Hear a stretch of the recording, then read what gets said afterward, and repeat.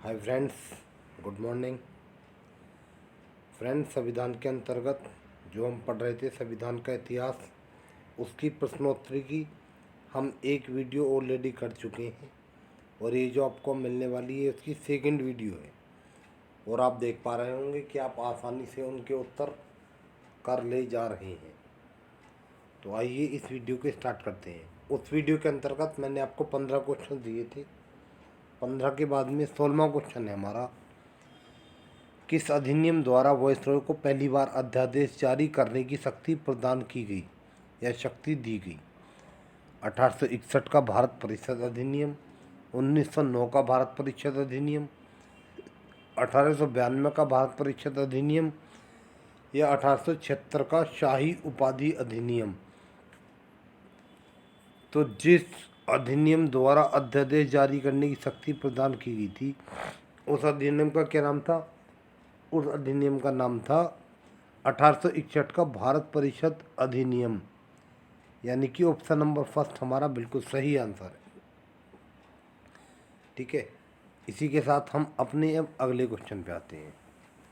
देखो, option number first हमारा बिल्कुल सही आंसर हो गया।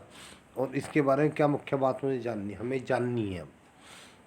उस अध्यादेश की अवधि कितनी थी? उस अध्यादेश की अवधि थी 6 माह। 1861 के भारत परिषद अधिनियम द्वारा 1858 के भारत शासन अधिनियम के तहत आरंभ विभागीय प्रणाली की शुरुआत की गई। और मुख्य बात क्या थी इसमें? विभागीय प्रणाली की शुरुआत होना, जो लॉर्ड कैनिंग के समय में आई थी। इसीलिए ही लॉर्ड कैनिंग को विभागीय प्रणाली का जनक कहा जाता है। पढ़ा था लास्ट में हमने वीडियो, अगर आपने नहीं देखा हो तो उसको प्लीज़ देख लेंगे। ठीक है, इसके बाद और क्या है? इस अधिनियम के द्वारा भारत में बजट की शुरुआत की गई, बहुत इम्पोर्टेंट। इसी अधिनियम के द्वारा भारत में बजट की शुरुआत की गई। आइए अपने अगले क्वेश्चन पे चलते हैं। नेक्स्ट क्वेश्चन है हमारा, क्वेश्चन बोल रहा है किस अधिनियम द्वारा प्रांतों में द्वैत शासन की शुरुआत की गई? 1919 का भारत परिषद अधिनियम, 1909 का भारत परिषद अधिनियम, दूसरा है 1919 का भारत शासन अधिनियम, 1935 का भारत शासन अधिनियम या इनमें से कोई नहीं।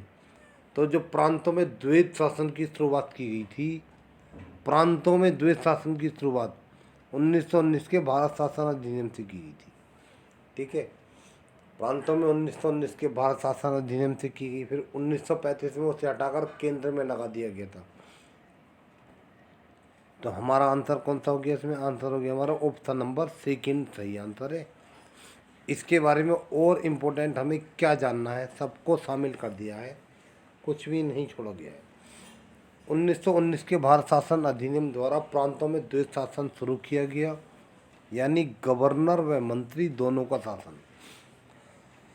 इसके तहत आरक्षित विषयों पर कानून बनाने का अधिकार गवर्नर का था, जबकि स्थानांतरित विषयों पर कानून बनाने का अधिकार मंत्रियों का था। ठीक है, मतलब कि दो लोगों के हाथों में शासन दे दिया गया, दो हाथों में शासन को बांट दिया गया।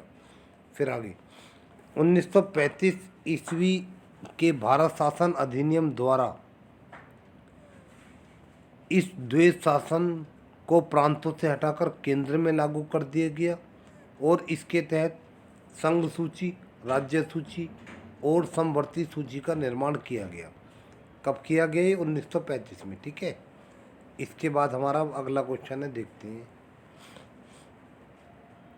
अगला क्वेश्चन हमारा बोल रहा है महारानी विक्टोरिया को भारत की सम्राज्ञी कब घोषित किया गया? क्या 28 अप्रैल 1875 को, 28 अप्रैल 1876, 28 अप्रैल 1877 या इनमें से कोई नहीं? तो हमने लास्ट वीडियोस में पढ़ा था महारानी विक्टोरिया को भारत की सम्राज्ञी कब घोषित किया गया। उन्हें किया गया 28 अप्रैल 1876 को, यानी ऑप्शन नंबर सेकंड हमारा बिल्कुल सही आंसर है। इसी के साथ हम अब आगे बढ़ते हैं। ऑप्शन नंबर सेकंड हमारा आंसर हो गया, जानते हैं। 1876 के शाही अधिनियम द्वारा 28 अप्रैल 1876 ईस्वी को एक घोषणा पत्र द्वारा महारानी विक्टोरिया को भारत की साम्राज्ञी घोषित किया गया।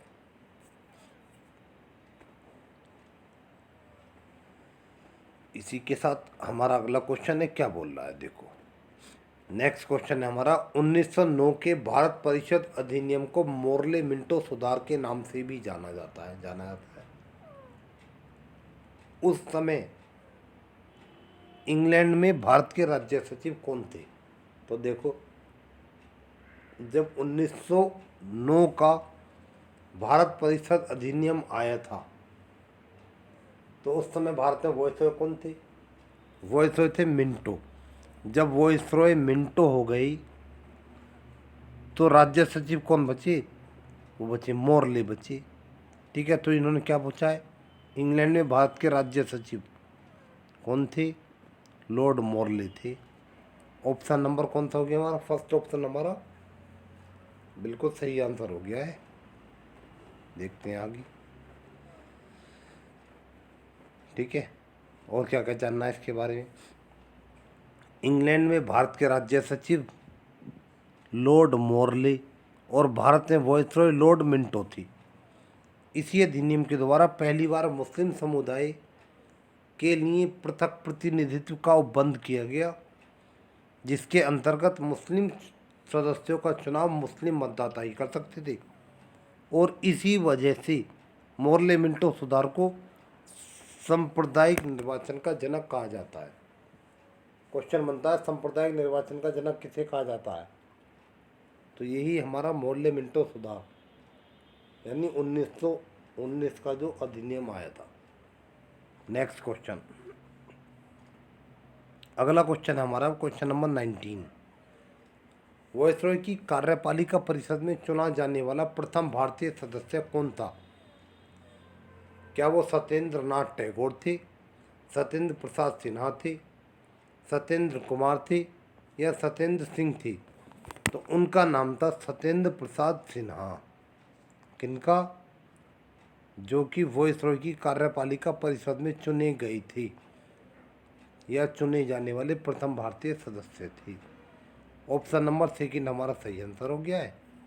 इसी के साथ हम अब आगे बढ़ेंगे। इन्हें वॉइसरॉय की कार्यपालिका परिषद में क्या बनाया गया था?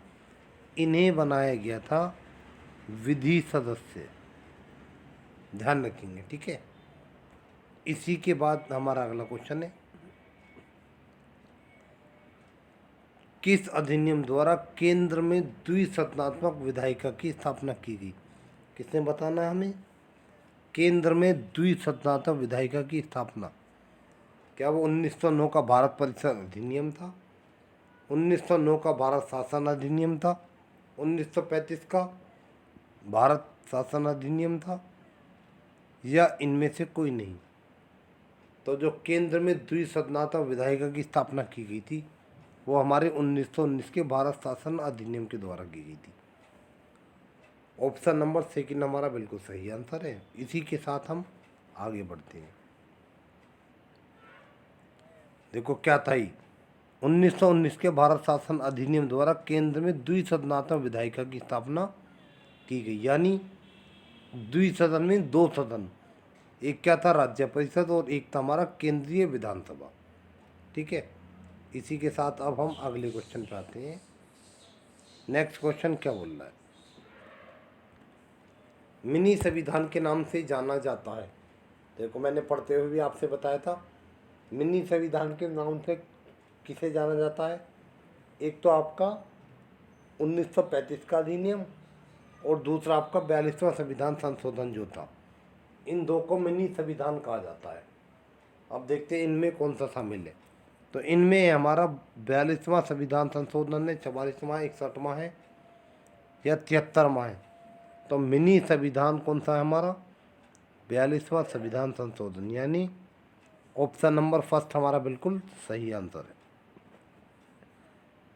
ये मैंने शामिल कर दिया इसमें। 1935 के भारत शासन अधिनियम को 42वां संविधान संशोधन 1935 के भारत शासन अधिनियम और 42वें संविधान संशोधन को मिनी संविधान के नाम से जाना जाता है। इसी के साथ हम अगले क्वेश्चन पे आते हैं। नेक्स्ट क्वेश्चन हमारा क्या बोल रहा है, 1919 के भारत शासन अधिनियम को मोंटेग्यू चेम्सफोर्ड सुधार के नाम से भी जाना जाता है। किस नाम से? मॉन्टेग्यू चेम्सफोर्ड सुधार। उस समय भारतीय राज्य सचिव कौन था? तो देखो, जो इसे मॉन्टेग्यू चेम्सफोर्ड सुधार के नाम से क्यों जाना जाता है, क्योंकि उस समय जो गवर्नर थे उनका नाम था चेम्सफोर्ड और भारतीय राज्य सचिव था उसका नाम था मॉन्टेग्यू। तो हमसे क्या पूछा है? यही हमसे पूछा, भारतीय राज्य सचिव कौन थे, तो कौन थे ये? मॉन्टेग्यू। अगर पूछ लेता गवर्नर कौन थे, तो वो थे चेम्सफोर्ड। यही कारण है कि इसे मॉन्टेग्यू चेम्सफोर्ड के नाम से जाना जाता है। तो उत्तर कौन सा हो जाएगा हमारा? Option number first is our correct answer. Let's move to next question. देखो, इसके लिए मैंने इंपॉर्टेंट ये सब लिख दिया है, एक बार देख लेते हैं मोटा मोटा। इसी अधिनियम के द्वारा और इम्पोर्टेंट बात क्या थी, इसके द्वारा ही केंद्र में द्विसदनात्मक विधायिका की स्थापना की गई। मतलब कि एक राज्य परिषद और एक हो गया केंद्रीय विधानसभा। इसी के द्वारा प्रांतों में द्वैत शासन लागू किया गया, यानी गवर्नर व मंत्री दोनों का शासन। आरक्षित विषयों पर कानून बनाने का अधिकार गवर्नर को था, जबकि हस्तांतरित विषयों पर कानून बनाने का अधिकार मंत्रियों के पास था, परंतु अंतिम निर्णय गवर्नर का ही था। इसी अधिनियम के द्वारा भारत सचिव को अधिकार दिया गया कि वह भारत में महालेखा परीक्षक की नियुक्ति कर सकता है। महालेखा परीक्षक means CAG, controller and auditor general of India. क्या होता है, किस अनुच्छेद में आता है, ये सब आने वाली वीडियो में आपको मिलने वाला है, ठीक है। परंतु वास्तविक नियुक्ति का अधिकार 1935 के भारत शासन अधिनियम के द्वारा दिया गया था, ठीक है। ये ऑलरेडी हम पढ़ चुके हैं लास्ट, जिस समय हम थियोरिटिकल पढ़ रहे थे, सारा कुछ कवर हो चुका है। अब तो केवल ये कि किस टाइप के क्वेश्चन बनते हैं, कैसे उनको याद करना है। नेक्स्ट है हमारा क्वेश्चन नंबर 21। 1919 के भारत शासन अधिनियम द्वारा भारत में एक लोक सेवा आयोग के गठन का प्रावधान किया गया था। इसका गठन किस वर्ष किया गया? कहने का मतलब है जो 1919 का भारत शासन अधिनियम आया था, उसके द्वारा एक प्रावधान हुआ था कि भारत में लोक सेवा आयोग का गठन किया जाएगा, लेकिन वास्तविक रूप से ये गठन किस वर्ष हुआ हमें ये बताना है। 1925, 1926, 1927 या 1928। तो वास्तविक रूप से जो इसका गठन हुआ था वो 1926 में होता। ऑप्शन नंबर सेकंड हमने पढ़ा था ना, ली आयोग की सिफारिश पर 1926 में किया गया था, ठीक है। ऑप्शन नंबर सेकंड हमारा सही आंसर है। आइए देखते हैं, देखो नेक्स्ट हमारा ये क्या बोल रहा है, इसके बारे में इम्पोर्टेंट बातें और क्या जाननी है हमें। इसी अधिनियम के द्वारा 1926 ईस्वी में ली आयोग की सिफारिश पर सिविल सेवकों की भर्ती के लिए केंद्रीय लोक सेवा आयोग का गठन किया गया था। इसी के द्वारा भारत में पहली बार महिलाओं को वोट देने का अधिकार मिला। किसी महिलाओं को वोट देने का अधिकार मिला। इसी के द्वारा सांप्रदायिक निर्वाचन जो मुसलमानों के लिए था, अब सिखों और यूरोपियन के भी लिए भी लागू कर दिया गया। यानी 1909 में जो सांप्रदायिक निर्वाचन मुसलमानों के लिए लागू किया गया था, इसके द्वारा उसे अब उसमें अब सिखों और यूरोपियंस को भी शामिल कर दिया गया था। किसके द्वारा? 1919 का भारत शासन अधिनियम। नेक्स्ट क्वेश्चन देखते हैं क्या बोल रहा है। किस अधिनियम द्वारा संघ सूची, प्रांतीय सूची एवं समवर्ती सूची का निर्माण किया गया? तो हमें ये बताना किस अधिनियम द्वारा संघ सूची, समवर्ती सूची एवं प्रांतीय सूची का निर्माण किया गया। 1919 का भारत शासन अधिनियम, 1909 का भारत परिषद अधिनियम, 1935 का भारत शासन अधिनियम, या इनमें से कोई नहीं।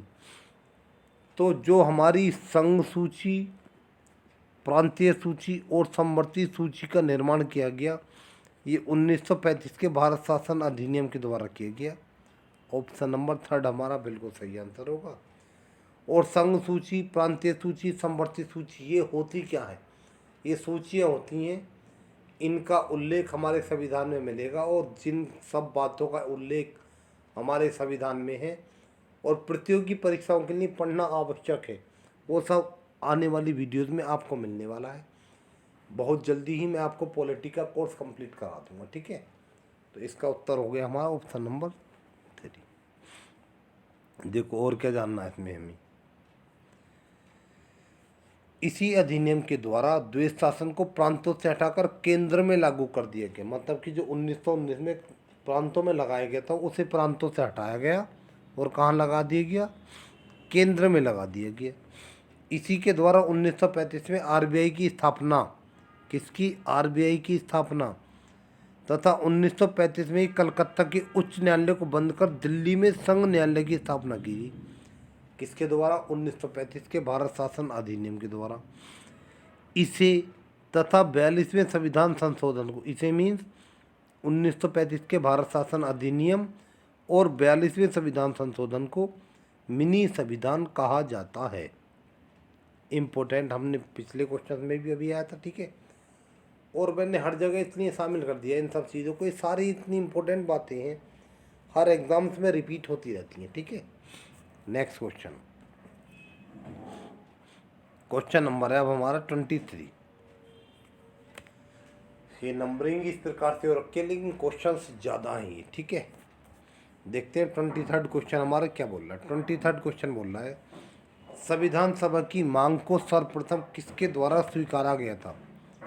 यानी संविधान सभा की मांग को सर्वप्रथम किसने स्वीकारा था। Cripps mission, Wavell mission, cabinet mission या 1935 का भारत शासन अधिनियम। तो जो संविधान सभा की मांग को स्वीकारा गया सर्वप्रथम क्रिप्स मिशन के तहत उसे स्वीकारा गया था, लेकिन वास्तविक संस्तुति जो मिली थी वो मिली थी कैबिनेट मिशन के द्वारा। तो यहाँ पे हमसे स्वीकारने को पूछा तो किसके द्वारा स्वीकारा गया था, क्रिप्स मिशन के द्वारा स्वीकारा गया था। यानी कि ऑप्शन नंबर फर्स्ट हमारा करेक्ट आंसर है, ठीक है। इसी के साथ हम अगले क्वेश्चन पे बढ़ते हैं। देखो ये लिखा ऑप्शन नंबर फर्स्ट हमारा बिल्कुल सही आंसर है, और क्या जानना है उसको भी शामिल कर दिया गया। देखो संविधान सभा की मांग को सर्वप्रथम 1942 में आई क्रिप्स मिशन के तहत स्वीकारा गया। संविधान सभा के गठन की संस्तुति जुलाई 1946 में कैबिनेट मिशन के द्वारा प्रदान की गई, ठीक है। कहने का मतलब मांग को स्वीकारा कब गया, क्रिप्स मिशन के द्वारा। कब, 1942 में। गठन की संस्तुति कब दी गई, 1946 में कैबिनेट मिशन के द्वारा, ठीक है। इसी के साथ हम अपने अगले क्वेश्चन पे आते हैं। गांधी जी ने किसे दिवालिया बैंक का भविष्य की तिथि में भुनाने वाला चेक कहा। तो वो हमने जब पढ़ रहे थे हमने जान ही लिया था, किसे कहा भविष्य की तिथि में भुनाने वाला चेक, क्रिप्स मिशन, बेबल योजना, कैबिनेट मिशन या इनमें से कोई नहीं। तो दिवालिया बैंक का भविष्य की तिथि में भुनाने वाला चेक जो कहा गया वो क्रिप्स मिशन को कहा गया। किसके द्वारा कहा गया, गांधी जी के द्वारा। यानी ऑप्शन नंबर फर्स्ट हमारा बिल्कुल सही आंसर है। इसी के साथ अब हम आगे बढ़ते हैं। देखो नेक्स्ट क्वेश्चन है हमारा, निम्न में कैबिनेट मिशन का सदस्य नहीं था। तो जब हम थ्योरेटिकल पढ़ रहे थे तो उसमें हमने जाना था, एक तो आपके स्टैफोर्ड थे, एक आपके पैथिक थे और एक आपके अलेक्जेंडर थे। यही कैबिनेट मिशन के सदस्य थे। बाकी देखो इनमें कौन फालतू है, ए बी अलेक्जेंडर भी थे, लॉर्ड अलेक्जेंडर नहीं थे, लॉर्ड अलेक्जेंडर कोई नहीं था, ठीक है। स्टैफोर्ड क्रिप्स भी थे, पैथिक लॉरेंस भी थे। तो कौन से नहीं थे, लॉर्ड अलेक्जेंडर नहीं थे। तो यही हमारा आंसर हो जाएगा। यानी option number second is our correct answer. Next, संविधान निर्माण हेतु गठित संविधान सभा में कुल कितने सदस्यों की नियुक्ति निश्चित की गई। तो सिंपल, कितने सदस्यों की नियुक्ति निश्चित की गई। तो हमने पढ़ा था क्या वो 289 था, 389 था, 296 था, 292 था। तो संविधान सभा के लिए कुल 389 सदस्यों की नियुक्ति निश्चित की गई। यानी कि ऑप्शन नंबर सेकंड हमारा करेक्ट आंसर हो गया है। इसके बारे में हमें और क्या जानना है, देखो इम्पोर्टेंट सारा कुछ शामिल कर दिया गया है, बेहिचक पढ़ते रहेंगे। पॉलिटी आपकी बहुत जल्दी कंप्लीट कराने वाला हूँ, अभी तो स्टार्ट हो रही है लेकिन कंप्लीट भी जल्दी ही करेंगे, ठीक है। इसमें 292 सदस्य ब्रिटिश प्रांतों से, 93 सदस्य देसी रियासतों से और 4 कम स्तरीय क्षेत्रों में से थे। इन सदस्यों में 15 महिला सदस्य थीं, जिनमें एकमात्र मुस्लिम महिला सदस्य का नाम बेगम एजाज रसूल था। इम्पोर्टेंट पढ़ा भी था हमने। इनमें से 296 सदस्यों के लिए चुनाव हुए, जिनमें 208 कांग्रेस ने जीती थी, 73 मुस्लिम लीग ने, व 15 स्थान अन्य दलों ने, अन्य दल के उम्मीदवारों ने प्राप्त किए थे। ये सारा हम पढ़ चुके हैं, ठीक है। इसी के साथ हम अपने अगले क्वेश्चन पे आते हैं। देखते हैं हमारा नेक्स्ट क्वेश्चन क्या बोल रहा है। 11 दिसंबर 1946 को संविधान सभा की दूसरी बैठक में किसे उपाध्यक्ष चुना गया? तो हमने पढ़ा था संविधान सभा की प्रथम बैठक कब हुई थी? 9 दिसंबर 1946 को दिल्ली में, ठीक है। दूसरी बैठक कब हुई? 11 दिसंबर 1946 को। तो हमें ये बताना है इसमें संविधान सभा की इस बैठक में उपाध्यक्ष कौन चुने गए थे? क्या वो डॉक्टर राजेंद्र प्रसाद थे? क्या हरीशचंद्र मुखर्जी थे? बेनेगल नरसिंह राव थे? या इनमें से कोई नहीं? तो उपाध्यक्ष जो चुना गया तो वो हमारे HC मुखर्जी थे, यानी हरीशचंद्र मुखर्जी, ठीक है। और राजेंद्र प्रसाद को क्या चुना गया था? अध्यक्ष चुना गया था। यानी इसका आंसर हमारा कौन सा सही होगा? ऑप्शन नंबर सेकंड इसका हमारा सही आंसर है। देख लेते हैं, देखो ऑप्शन नंबर सेकंड हमारा सही आंसर है। और क्या क्या इंपॉर्टेंट हमें इसके बारे में जानना है वह मैंने सब शामिल कर दिया है। देखो HC मुखर्जी यानी हरीशचंद्र मुखर्जी उपाध्यक्ष बने थे। राजेंद्र प्रसाद कौन थे? ये अध्यक्ष बने थे। अध्यक्ष भी कैसे? स्थायी।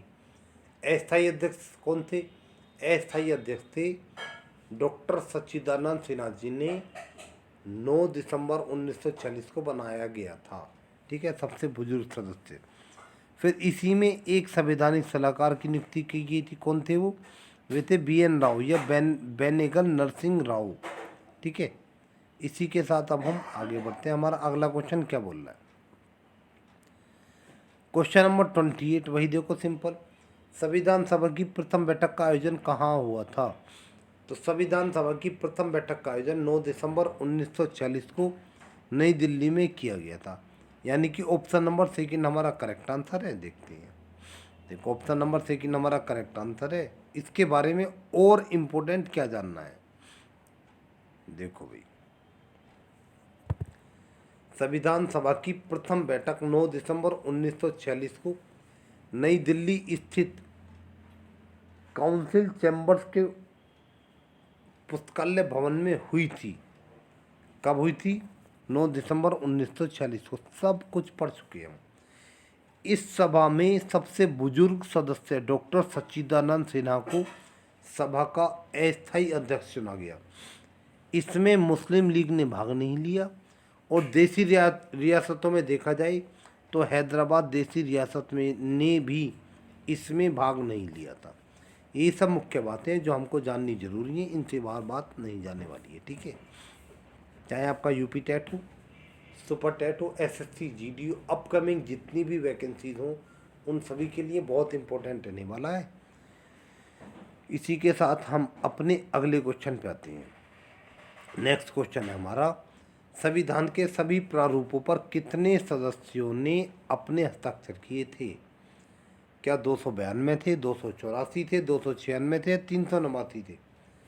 तो संविधान के सभी प्रारूपों पर जो हस्ताक्षर किए गए थे वो 284 सदस्यों ने किए थे, ठीक है। ऑप्शन नंबर सेकंड हमारा सही आंसर है। देखते हैं, ऑप्शन नंबर सेकंड सही आंसर है। देखो संविधान के सभी प्रारूपों पर 114 दिन बहस हुई थी और 284 सदस्यों ने हस्ताक्षर कर अपनी सहमति दर्ज की थी। इनमें 8 महिलाएं थीं। किनमें? जो ये 284 सदस्य थे इनमें 8 महिलाएं थीं। यही हमको जानना है। अगले क्वेश्चन पे आते हैं हम। संविधान सभा ने राष्ट्रगान को कब अपनाया था? तो देखो बहुत सिंपल, हमने जाना था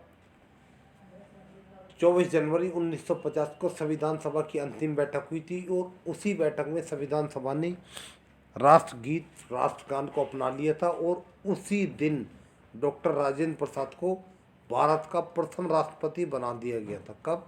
24 जनवरी 1950 को। तो वही हमसे पूछा राष्ट्रगान को कब अपनाया था, क्या 22 जुलाई 1947, 24 जनवरी 1950, 26 जनवरी 1950 या इनमें से कोई नहीं। तो कब अपनाया गया था? 24 जनवरी 1950 को अपनाया गया था। यानी ऑप्शन नंबर सेकंड हमारा सही आंसर है। देखते हैं, हाँ सही हो गया। देखते हैं और इम्पोर्टेंट क्या जानना है। राष्ट्रगीत और राष्ट्रगान को 24 जनवरी 1950 तथा राष्ट्रध्वज को, हमें ये भी पता होना जरूरी है, राष्ट्रध्वज को कब अपनाया था? 22 जुलाई 1947 को अपनाया था।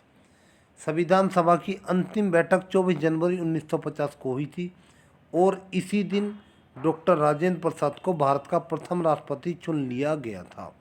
इम्पोर्टेंट, और जो भी इम्पोर्टेंट है सारा को शामिल कर दिया गया है। इसी के साथ मैंने आपको संविधान के इतिहास से 2 वीडियो के अंतर्गत मैंने 30 क्वेश्चन तो ये हैं ही, 30 से भी ज़्यादा क्वेश्चन व्याख्या सहित करा दिए हैं।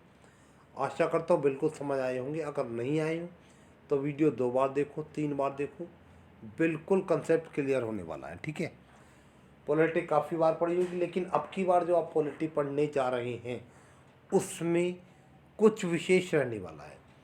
आप जब हम पॉलिटी ख़त्म कर लेंगे खुद जान जाएंगे। बस यही रिक्वेस्ट है कि पढ़ते रहें, नोट्स मेंटेन करते रहें। टेलीग्राम ग्रुप को ज्वाइन कर लेंगे, वहाँ पे सारे PDF में हैंड टू हैंड डाल रहा हूँ, चाहे करंट हो, पॉलिटी हो, हिंदी हो, सबके PDF वहाँ पे आपको मिल रहे हैं और क्रमबद्ध तरीके से सारे सब्जेक्ट्स आपको मिलते रहेंगे। ठीक है, मैथ्स भी कल से हमने स्टार्ट कर दिया है, क्रमबद्ध तरीके से ऐसे ही आपको मिलते रहेंगे। कृपया चैनल को लाइक, सब्सक्राइब और शेयर कर दीजिए और उन भाई बहनों तक पहुंचाइए जो अपने आसपास के क्षेत्र के हैं, किन्हीं कारणवश कोचिंग को एफर्ड नहीं कर पा रहे हैं। वो एक बार पढ़ेंगे तो खुद ही समझ जाएंगे कि हमसे जुड़ना उनके लिए कितना बेनिफिशियल रहने वाला है। इसके बाद बहुत जल्दी ही आपको अगली वीडियो में मिलता हूँ और अगली वीडियो भी आपको पॉलिटी की ही मिलने वाली है, क्योंकि पॉलिटी को जल्दी से जल्दी अच्छे तरीके से कवर करना हमारा एम है।